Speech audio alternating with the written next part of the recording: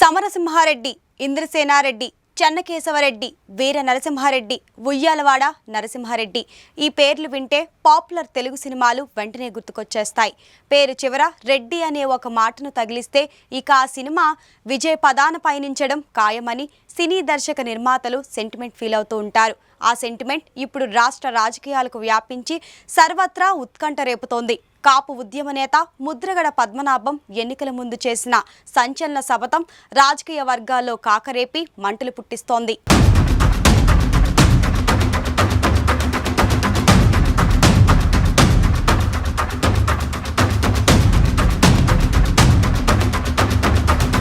వైకాపా ఈ ఎన్నికల్లో ఘన విజయం సాధించి జగన్మోహన్ రెడ్డి మరోసారి ముఖ్యమంత్రి కావడం తథ్యమని ముద్రగడ జోషం చెప్పారు.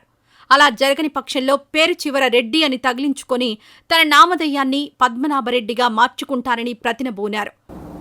తన్ని తరివేస్తారు, మిమ్మల్ని తన్ని తరవపోతే ప్రజలు అంతా చెప్పాను మీకు, నా పేరు పద్మనాభరెడ్డిగా మార్చుకుంటాను.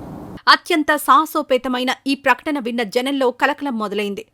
ముఖ్యంగా కాపు సామాజిక వర్గంలో ఈ చర్చ పతాక స్థాయికి చేరింది. ఇతర సామాజిక వర్గాల్లోనూ దీనిపై సుదీర్ఘ చర్చ జరుగుతోంది. ఎన్నికల ఫలితాల తేదీ దగ్గర పడే కొద్దీ ఆయా వర్గాల్లో ఉత్కంఠ పెరుగుతోంది. ముద్రగడ అనుకున్నట్టు జరిగితే ఆయన పేరు శరామామూలే. ఒకవేళ ఫలితం తారుమారైతే పద్మనాభం కాస్త పద్మనాభరెడ్డిగా మారుతుందన్నమాట.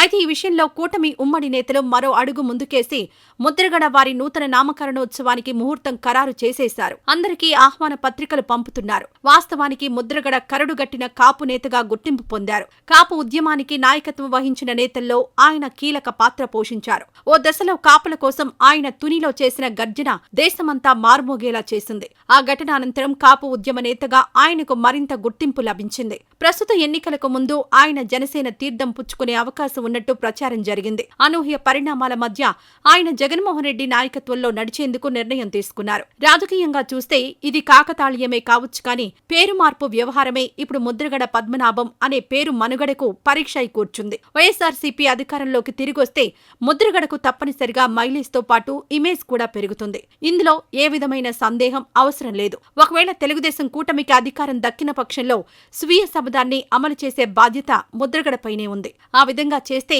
పద్మనాభం పేరు కాస్త పద్మనాభరెడ్డిగా మారిపోతుందనే ఆలోచన ఆయనకొచ్చిందో లేదో తెలియదు కానీ రెడ్డి గారి రాజకీయ చరిత్ర అనే ఈ సరికొత్త సినిమా మాత్రం ఆంధ్రప్రదేశ్లో అట్ర ఫ్లాప్ కావడం తథ్యమని విశ్లేషకులు వ్యాఖ్యానిస్తున్నారు.